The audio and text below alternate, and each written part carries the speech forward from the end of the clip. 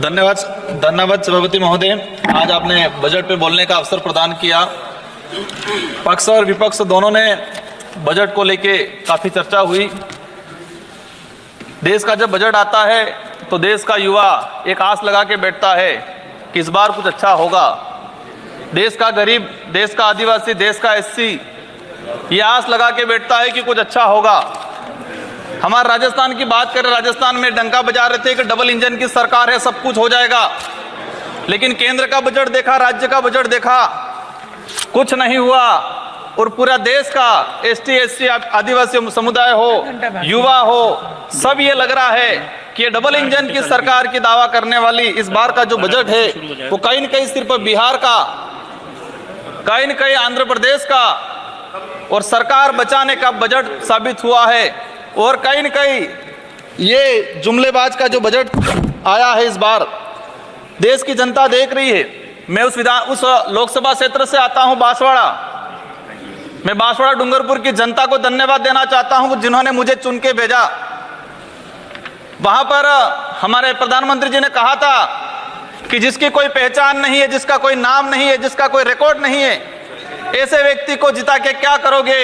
लेकिन बांसवाड़ा डूंगरपुर की जनता ने ठान लिया था कि लोकतंत्र है, राजतंत्र नहीं। और ये राजतंत्र तय करने का किसी को ठेका नहीं है, लोकतंत्र है। जनता ने ठान लिया था कि इस बार राजकुमार रोज जाएगा। मैं आपके माध्यम से, पूरे सदन के माध्यम से मेरी जनता को धन्यवाद देना चाहूंगा।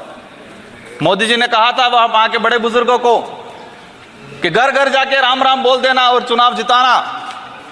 वहां के बड़े बुजुर्गों ने ठान लिया और कह दिया था, और मेरे माध्यम से और आपके माध्यम से संदेश पहुंचाया है उन तक। मुझे कहा था मोदी जी को कह देना कि देश के आदिवासियों को उजाड़ने का काम पिछले 10 सालों में हुआ है। देश के अंदर धर्म की राजनीति हुई है। देश में 15 लाख रुपए बेरोजगारों को नौकरी देंगे यूं करके 10 साल राज किया है। इस बार हम सबक सिखाएंगे। और उन्होंने मेरे माध्यम से मैसेज पहुंचाया है कि गुरु गोविंद की धरती है, मावजी महाराज की धरती है, संत सुरमाल महाराज की धरती है। मानगढ़ दाप में 1500 आदिवासी शहीद हुए थे। मोदी जी 2 बार आए, लेकिन मानगढ़ के लिए, आदिवासी समुदाय के लिए एक शब्द नहीं बोल के गए, कुछ नहीं करके गए। तो उन्होंने मैसेज पहुंचाया है कि आदिवासी समुदाय जाग गया है और अब वो आदिवासी समुदाय नहीं रहा जो बहका में आ जाएगा और वोट दे देगा। माननीय सभापति महोदय, जो वर्तमान स्थिति बनी है बजट के अंदर, मैंने देखा धातुओं का खनन को लेकर उद्योगपतियों को टैक्स में छूट दी गई। लेकिन ये खनन कहाँ हो रहा है? धरती पे हो रहा है, हमारे देश में हो रहा है, पहाड़ों में हो रहा है, जंगलों में हो रहा है। और वहां पर जीव जंतु रहता है और आदिवासी समुदाय भी रहता है। लेकिन आदिवासियों के समय के आदिवासियों के लिए क्या प्रावधान किया गया? आदिवासी इलाके के अंदर देखा जाए, आदिवासी समुदाय बैठा हुआ है, उसको जमीन का पट्टा नहीं मिला हुआ आज तक, आजादी से पहले से बैठा हुआ है। लेकिन वो जमीन की बात करेगा। सभापति महोदय, यहाँ पर सत्ता को लेके होड़ मची रहती है, सत्ता पाने को लेके बोला जाता है। मैं जो कहना चाह रहा हूं, हमें सत्ता नहीं चाहिए, हमें हमारा अस्तित्व बचाना है, हमारा स्वाभिमान बचाना है, हमारा जल जंगल जमीन बचाना है। और देखा गया देश के अंदर आदिवासी समुदाय जल जंगल जमीन की बात करता है तो उसको नक्सलवाद का ठप्पा दे दिया जाता है, उसको नक्सलवाद के नाम से मारा जाता है। छत्तीसगढ़ का बस्तर का इलाका हम देखते हैं, 11 साल की बच्ची को मारा जाता है और कहा जाता है कि नक्सलाइट थी। 3-3, 4-4 साल के बच्चों को मारा जाता है, गर्भवती महिलाओं को मारा जाता है। आदिवासियों की, जब भी आदिवासी समुदाय अपने हक अधिकार की बात करता है तो उसको नक्सलाइट का ठप्पा लगाया जाता है। सभापति महोदय, आदिवासी समुदाय को या एससी समुदाय को फ्री की योजना, हम कहते हैं हमें फ्री की योजना मत दो, हमें हमारा हक दो, जल जंगल जमीन का मालिकाना हक दो। और संविधान के अंदर शेड्यूल 5 के अंदर, शेड्यूल 6 के अंदर जो रिजर्वेशन पॉलिसी लागू की है उसको धरातल पे लागू किया जाए।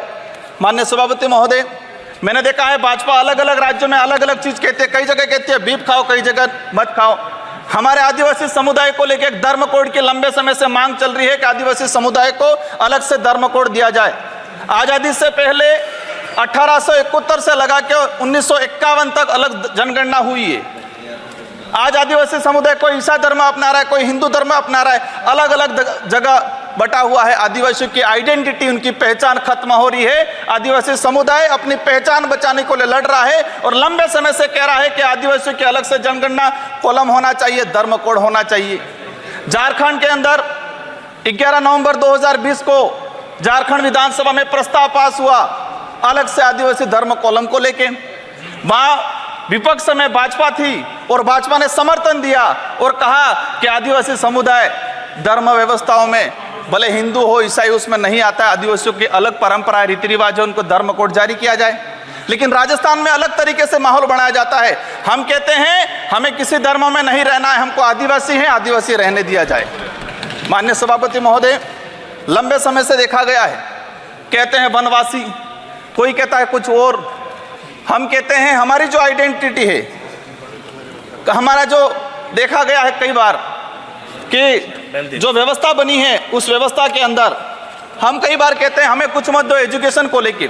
नई शिक्षा नीति, मुझे लग रहा है अभी घंटी बजने वाली है, मैं 2 मिनट में मेरा समाप्त करूंगा। नई शिक्षा नीति के तहत ये प्रावधान किया गया है कि 6 साल का बच्चा होगा इसके बाद उसको पहली क्लास में एडमिशन दिया जाएगा। माननीय सभापति महोदय, मैं कहना चाह रहा हूं निजीकरण को बढ़ावा देने का तरीका है ताकि प्राइवेट संस्थाएं खत्म हो, सरकारी संस्थाएं खत्म हो, प्राइवेटकरण हो, ये कहा गया है। मैं अंत में एक ही चीज कहना चाहूंगा।